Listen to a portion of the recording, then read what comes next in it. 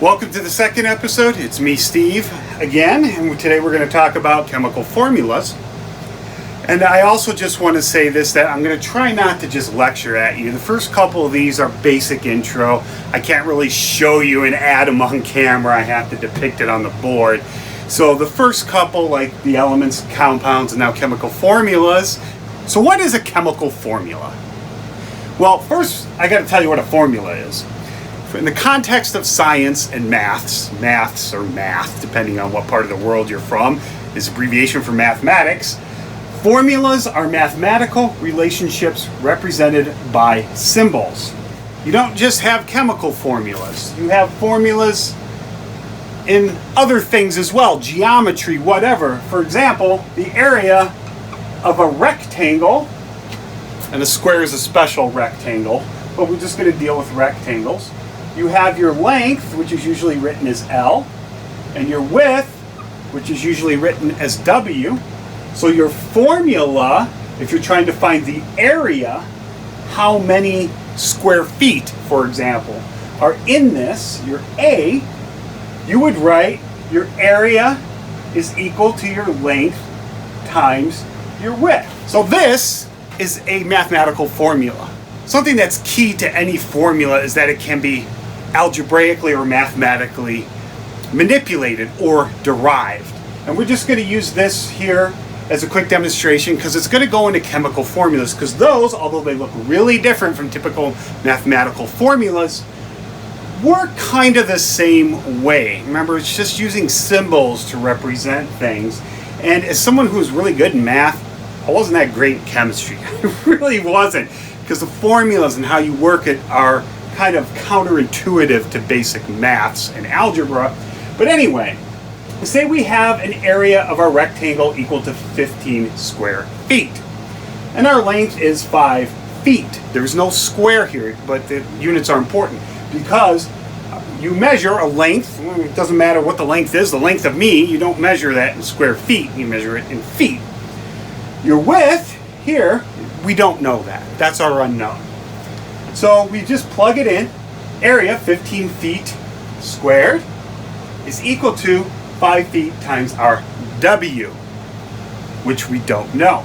So in order to get this known, we only have the one variable and we have enough information to solve it, we need to get this by itself. So we need to algebraically manipulate it. So I'm going to do the same thing to both sides of the equation. I'm going to divide by 5 feet here, and some of you may already have figured this out in your head, but I'm trying to show you the process because it's relevant when we get to chemical formulas. We divide by 5 feet here, okay? This is going to totally cancel out. It is gone. This doesn't really go away. It becomes 1, because you take something and divide it by itself, it equals 1, and then you take that 1 and multiply it by anything, it equals that anything. Now we get W over here, but we're not quite done here. We have 15 feet squared, or 15 square feet, divided by 5 feet. Units need to cancel out. We have 1 foot here, or feet, and you have 1 here, so you get rid of that. Those two cancel out. Now we just divide 15 by 5. That gives us 3 feet, because we still have the 1 feet, is equal to our width. So our width is 3 feet. Okay, I just needed to show you a quick, simple math problem, because when I start talking about chemical formulas, we can kind of do this with those two. Okay, so chemical formulas. I just showed you a typical mathematical formula, and the beauty of chemical formulas is all the elements from the periodic table have set abbreviations. Unlike a lot of math symbols, they are not standard. For chemical formulas, they are. Hydrogen is always H, helium is always He, chlorine is always Cl, silicon is always Si, copper is always Cu, etc., etc., etc. If I want to put two elements together to form a compound, I need to develop a conceptual model. In this case, it's going to be mathematical. And I'm not going to talk about ionic versus molecular bonds and all that stuff. Before I start working with chemical formulas here, I just need to tell you some things. When you see a chemical formula, what you're going to see is you're going to see the element within the compound, all right? Those all have specific symbols. You are going to see subscripts, and possibly superscripts. The subscripts are how many individual atoms of that element are in that compound. The superscript is the charges in that specific atom or compound. Now, in maths, when we write an equation, we use an equal sign. In chemistry, we use an arrow. And I'm going to use an equal sign in the examples because they're one-way reactions. But the reason why chemistry uses an arrow is because you can have two-way reactions. Some things will react with themselves back and forth. That's more complex stuff for another time, but let's get into how we mathematically work with the superscript or the ions. Okay, we are going to take sodium, Na is its symbol. I'm not going to get into why the symbol is S or SO. Chlorine is Cl. All right, we are going to make table salt using a chemical formula. And a chemical formula is one that represents elements and compounds, and it can be algebraically manipulated.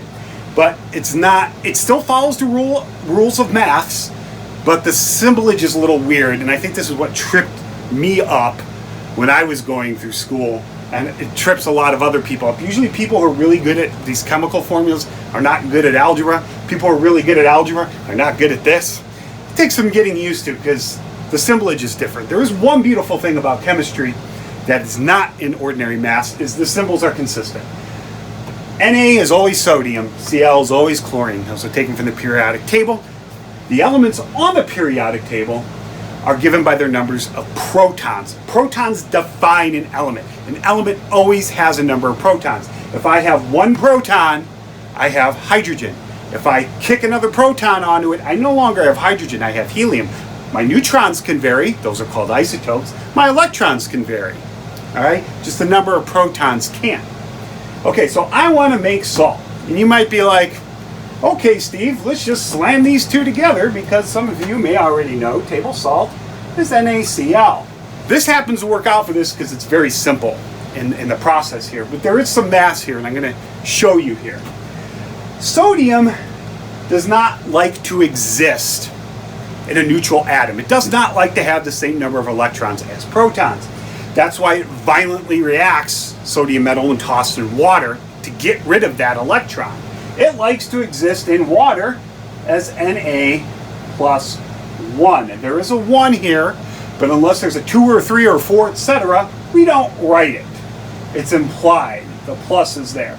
Our chlorine also does not like to be neutral, and it likes to exist as Cl minus.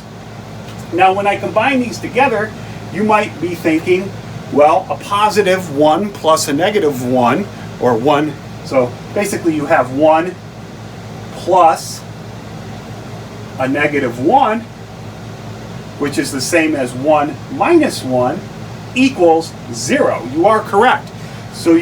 But that doesn't mean sodium and chlorine cancel out. What cancels out are their charges. So when you add these two together, these charges, the plus 1 and the minus 1, is what cancels out, not this. So you get NaCl, you get a nice, neutral, stable compound. Here we will take another salt real quickly. We combine calcium and chlorine, we get calcium chloride, CaCl2. A little more complex than the halide. In this case, chlorine still likes to be that negative 1 ion. Calcium, however, unlike sodium, likes to exist in a plus 2. It doesn't like to be plus 1 or plus 3. So when I add these two together, I have a 2 plus a minus 1 charge, or 2 minus 1, which equals 1. So I have this leftover charge. What do I do with that? Well, this likes to be plus 2. This likes to be minus 1. How do I get it to equal this nice neutral atom? That's this part. I add another chlorine. So if I add another chlorine, which has that extra charge, negative charge, I take my 1 and I add a minus 1, or subtract it, and I get 0. So this forms a nice, neutral, stable atom that's slightly more complex than the halide example.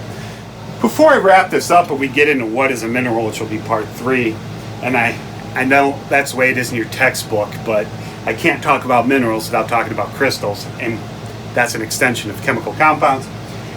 When you take these atoms, these elements, these compounds, the higher the number on the periodic table, the larger the atom is. So if you have, it's really big, bound with 2 smaller things, that's going to form a geometric shape. And you may have seen these modeled something like this. Why is this important? Well, because when we start talking about minerals, minerals are made of compounds that form crystals, and they are solids, because this won't work in liquids. So you have this, and you can see it's it has an internal shape to it. Yeah, this isn't exactly what it looks like, but that's how we model it. And if I start putting these things together, and putting a whole bunch of them together, the shape is reflected larger and larger, encompassing structure that will form a crystal, which makes up minerals. So, hope to see you soon in part 3.